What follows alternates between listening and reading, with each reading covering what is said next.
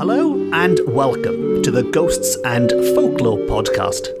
I'm Mark Rees, and on each episode, I investigate a different, weird, and wonderful subject. And on this episode, we are going to explore a particularly nasty and deceptively innocent-looking folkloric creature that appears at first glance to be a dear old lady simply walking the roads of Wales at night, only to lead her victims into an impenetrable fog from which they might never emerge, from which they might never be seen again, from which they might meet a rather unfortunate end, as we'll discover on this episode. And so, to begin at the beginning. And this is the fifth and final episode I'm dedicating to the 5 different types of fairy folk said to populate Wales by the American folklorist Wirt Sykes, and I've saved the meanest until last, the Gwyllion or the mountain fairies. Now, Sykes divided the fairy folk of Wales into 5 different classes, and I've dedicated episodes to the others already. If you'd like to go and check those out afterwards, please do. But very quickly, the 5 different classes are 1. The Athlallon or the elves. 2. The Coblynau or the mine fairies. 3. The Bwbachod or the household fairies. 4. The Gwragedd Annwn, or fairies of the lakes and streams. And finally, number 5, the Gwyllion, or the mountain fairies. And as you can probably tell from those brief descriptions, each one gives you an idea of where these creatures dwell. The Coblynau are in the mines, the Bwbachod are in the houses, and this one, the Gwyllion, are quite closely related to the Gwragedd Annwn, who are in the lakes and streams, but these are specifically in the mountains, in the rolling green hills and mountains, and there is no shortage of rolling green hills and mountains in Wales. Now, before we look at some actual accounts of the Gwyllion supposedly in action, let's start with a quick description from Sykes of what exactly these creatures are supposed to be.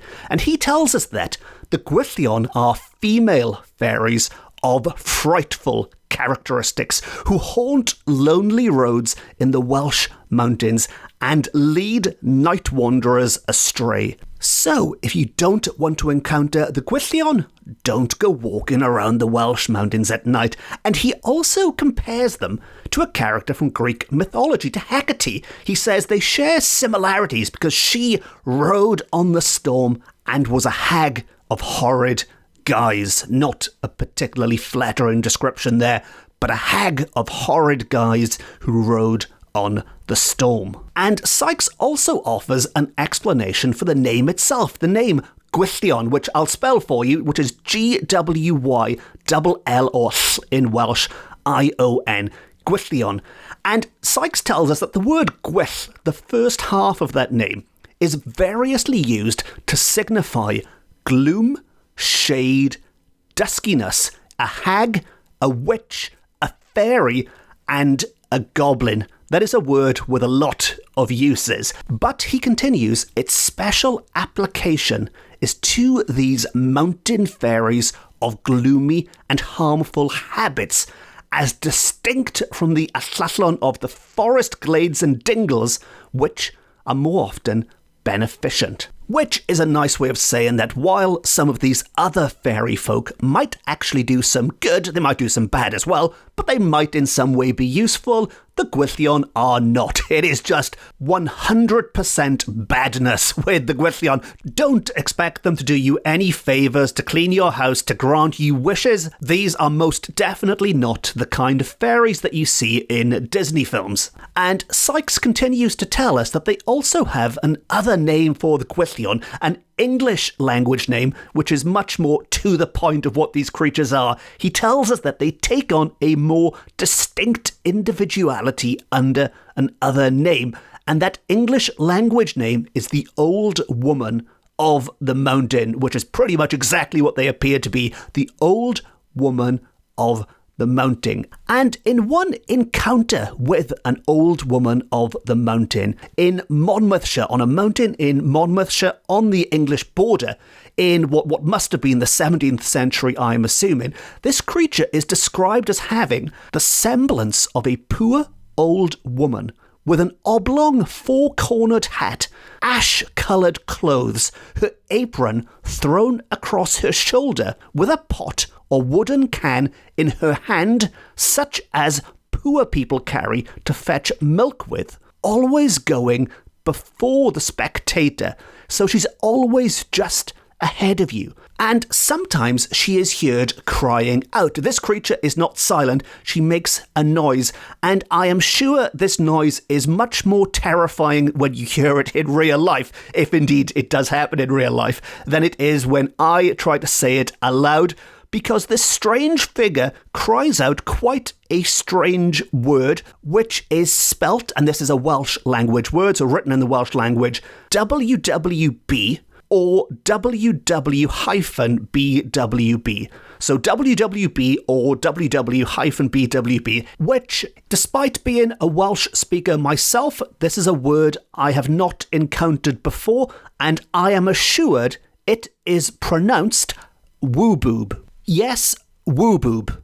But if you can imagine that on a dark, foggy mountain being shouted at the top of an old woman's voice, I am sure it is much more terrifying than my poor attempt on this podcast. And no, I'm not going to attempt recreating that because, frankly, I'm recording this in a residential area, and I'm sure some of the locals would call the police on me if I started screaming woo-boob at the top of my voice. But if you're wondering, why on earth was she shouting such a strange word? What does woo-boob mean? Well, again, I am assured, as mentioned, I speak Welsh, but this isn't a common Welsh word, so I'm not entirely sure myself. But I am told that it is a Welsh language word used in times of distress, and it has been derived from two other words, which are wow, W-O-W, wow, the first part of it, which I'm assuming is just for getting attention, and the word pawb or baub, which means everyone. So it's like, wow, everyone, a cry for attention, a cry in distress, a cry for help. Maybe the next time you do find yourself lost on a foggy mountain, you can try this out for me. You can try shouting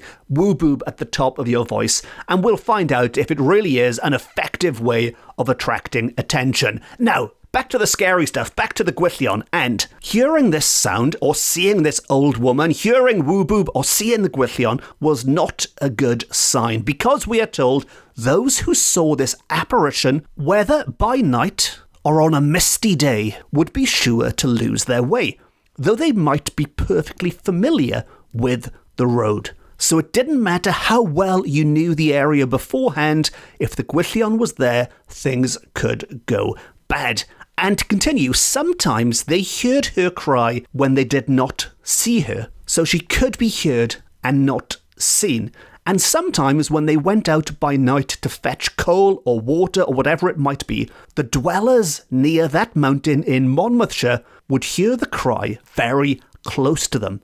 And immediately after, they would hear it afar off, as if it were on the opposite mountain. So either this creature was incredibly fast, maybe there was more than one of them, or maybe it worked like an echo. They were making this sound near you, and then this sound was also heard in a distant mountain. And the popular tradition in that district in Monmouthshire was that the old woman of the mountain was the spirit of one Dwan White, who lived time out of mind in those parts, and was thought to be a witch. So this person was thought to be a witch, and the old woman of the mountain was believed to be her spirit, because the mountains were not haunted in this manner until after their death.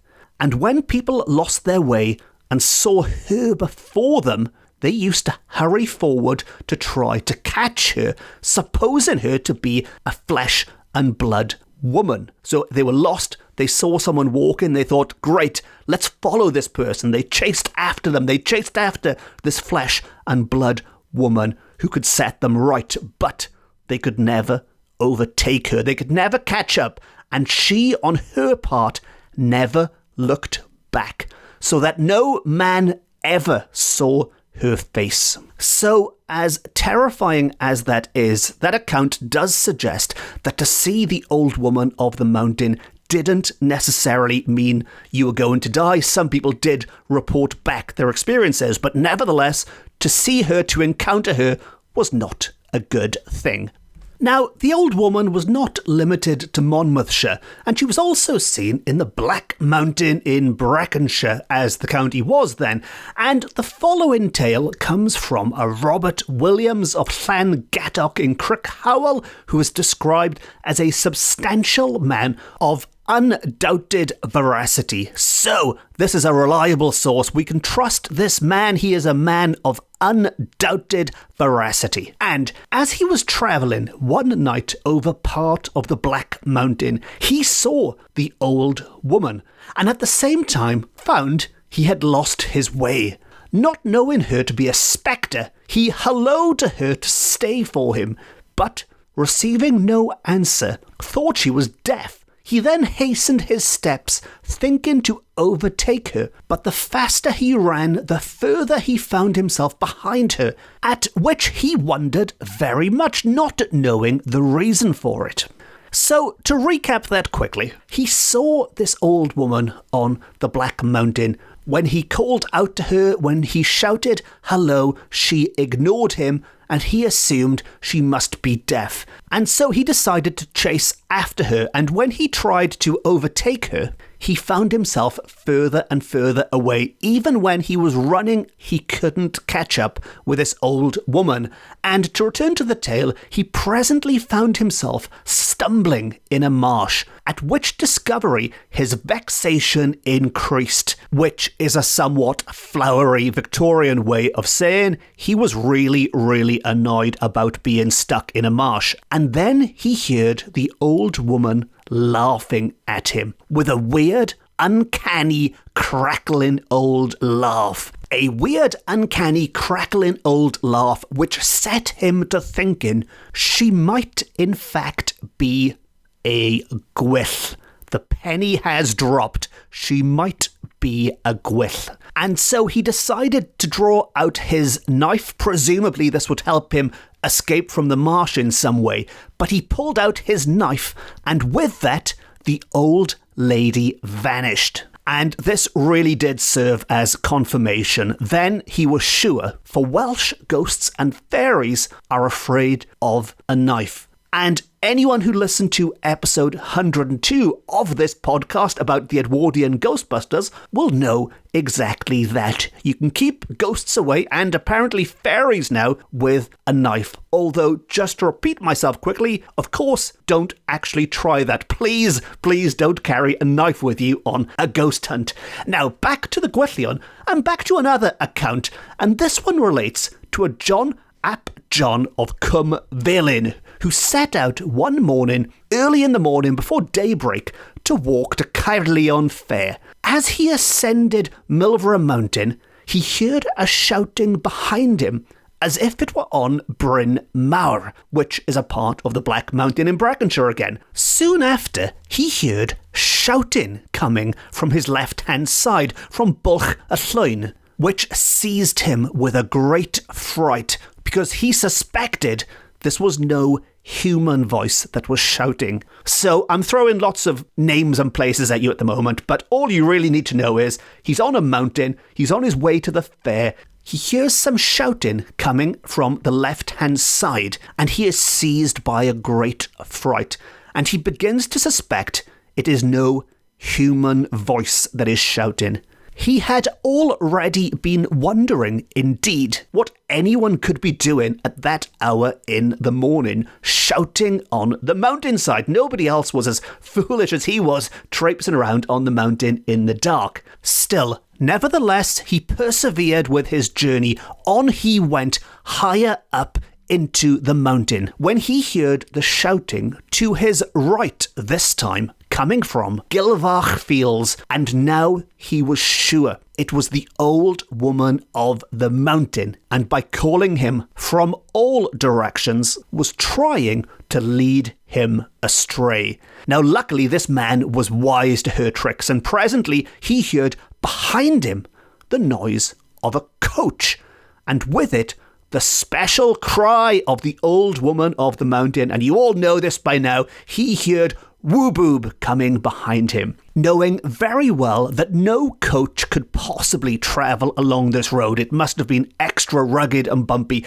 but no coach could possibly be travelling along this mountain road. But nevertheless, he could hear it getting louder and louder. It was getting closer and closer. A coach where there should be no coach was getting closer and closer to him. And as such, he became thoroughly terrified, and running out of the road, threw himself down upon the ground and buried his face in the heath, waiting for the phantom to pass. When it was gone out of hearing, he arose, and hearing the birds singing as the day began to break, and also seeing some sheep before him, his fear went quite off. And this, we are told, was no profane, immoral man. John ap John of Gwyllion was no liar. He was an honest, peaceable, knowing man, and a very comely person moreover. Not some troublemaker making up some stories. This was a good,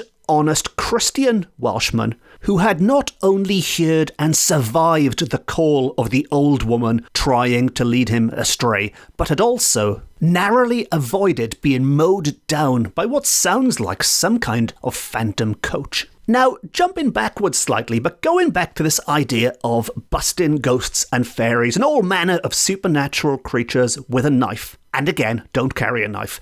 But this exorcism by knife, as Sykes describe it, which I think is a lovely way of describing it, exorcism by knife, appears to be a Welsh notion, although he does say there is an old superstition of wide prevalence across Europe that to give or receive from a friend a knife or a pair of scissors cuts friendship. So if you gift somebody a knife or a scissors, that could cut your friendship. And he tells us that I have even encountered this superstition in America. In his native America, he discovered that people were presumably reluctant to give people knives and or scissors. And he tells us that once an editorial friend at Indianapolis gave me a very handsome pocket knife, which he refused to part with except at the price of 1 cent, lawful coin of the realm. And he asserted that we should become enemies without this precaution. So what Sykes is saying is that in America, or in Indianapolis at least anyway, but in America you can give somebody a knife, but you have to give them something in return,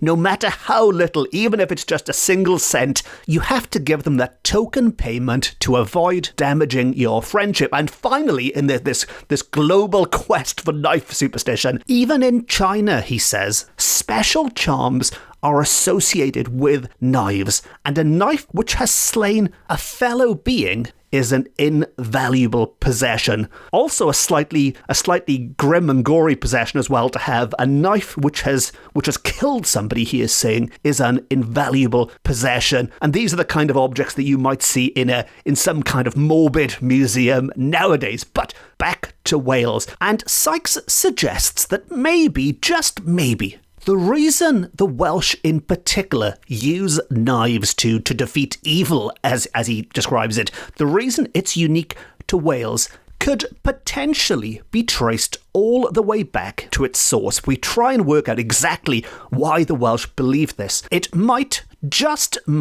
be connected with the most famous of Welsh warriors and the most famous of blades to be found in the depths of Welsh mythology. And I have absolutely no idea how he traced it back to this, but I love the idea. He tells us that it can be traced back to King Arthur himself and his sword Excalibur. And maybe that is why knives are so powerful in Wales when fighting the paranormal and can protect you from the Gwyllion. And talking about the Gwyllion, of course, which is the whole point of this episode, back to the Gwyllion, we are also told that while they are the fairies, the phantoms of the mountains, they can also come indoors. They can come into the houses, and they did so with the people of Aberystwyth, especially in stormy weather, we are told. And the inmates made them welcome. So when the Gwyllion came inside, the residents made them welcome, although not because of any love they bore them, Sykes tells us. They were making them welcome out of fear that the Gwyllion might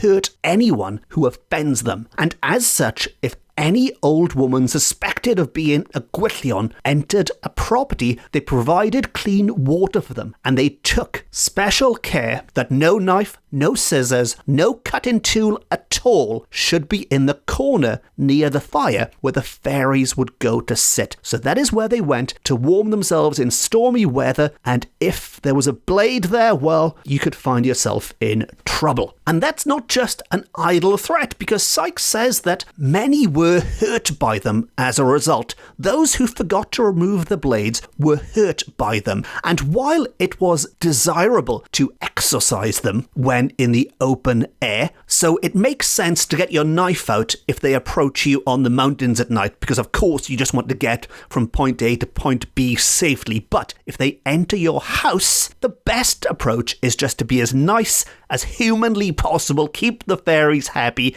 and assuming they have a good time, they will leave of their own accord without any hurt. And to quote Sykes once more, it was not deemed prudent to display an inhospitable spirit towards any member of the fairy world. Nevertheless, if you had to use your knife against them, it was a very effective form of fighting them, we are told. And to quote, the cases of successful exorcism by knife are many, and nothing in the realm of fairy is better authenticated. And in one such account, an Evan Thomas, who was travelling by night over Bedwellty Mountain towards his house and estate, saw the Gwyllion on each side of him, some of them dancing around him in fantastic fashion. Now, all of the accounts I've discussed on this episode so far have involved a single Gwyllion. You see one old woman on a lonely road, and that is bad, although there was also that case with the potential phantom coach as well. But in this one, it is not one old woman. There is a party going on. There are many Gwyllion, some of which are dancing on either side. He also heard the sound of a bugle horn in the air, and there seemed to be invisible hunters riding by. So he really has timed this journey badly. It's all kicking off. He could hear them, he could see them, they're flying by him, they're dancing all around him. And as such, perhaps unsurprisingly, he began to be afraid. But luckily, this weary traveller was up on his Welsh folklore. Maybe he'd listened to this podcast, but he knew that any person who encountered the Gwyllion may drive them away by drawing out a knife. So he drew out his knife, and the fairies vanished directly. The effects of the knife were instantaneous. He drew that knife, and the fairies were gone. And just in case you are doubting the validity of this tale, did this really happen? Well, Sykes does give us another glowing character reference for Evan Thomas, another honest, God-fearing Welshman who is or was an old gentleman of such strict veracity that we can take this as the gospel truth.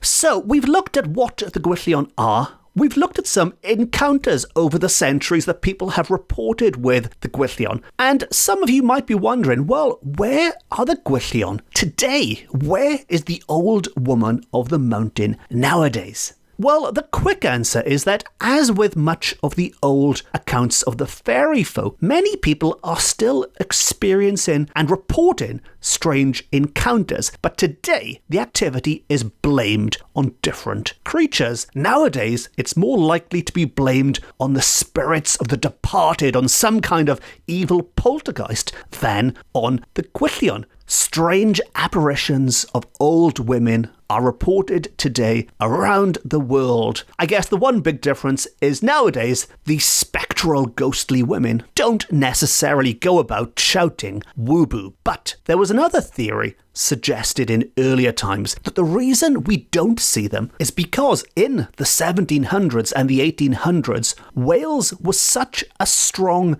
Christian land that they were driven away by the light of the gospel, because the Christian faith of the good people of Wales was so powerful, it sent them away. It didn't exorcise them, rather it drove them underground. It drove the Gwyllion underground into these cavernous mines where they began to haunt the industrial landscape, the coal pits and the holes of the earth, as Sykes describes them. And of course, as I've discussed on an earlier episode, these coal pits and holes of the earth in Wales were home to another class of fairy folk, the Coblynau, also described by Sykes. So maybe there's some overlap going on here. Maybe the folklore of the two are intertwined in some way. That's a bigger question for another day. Or maybe the mines are just getting incredibly crowded with all the fairies, all these folkloric creatures that have been driven underground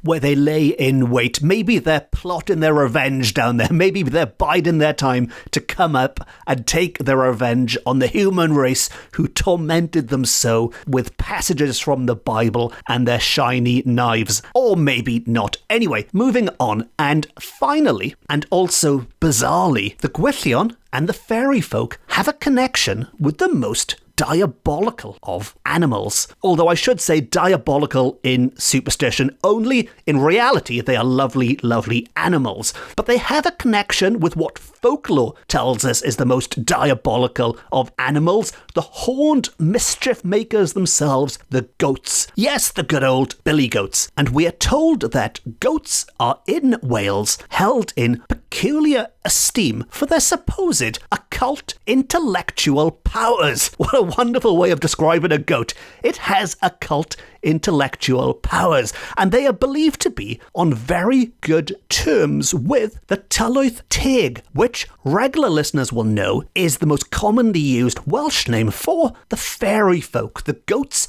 are on very good terms with the Tylwyth Teg, and that whatever you might think of goats, they are, we are told, possessed of more knowledge than their appearance indicates, which I feel is a bit harsh on the poor goats. What Sykes is saying is that goats are not as stupid as they look. And not only that, they are masters of the dark arts. What mischievous creatures. And to wrap up this little part about goats, and to wrap up this entire episode, finally, we are told that it is one of the peculiarities of the Tylwyth Teg that every Friday night they comb the goats' beards to make them decent for Sunday. So every Friday night, they're up late combing the goats' beards to make them presentable for Sunday, for the Lord's Day. And their association with the Gwyllion is related in the legend of Cadwaladr's goat, a dark legend of death and deceit. And it is a wonderful dark legend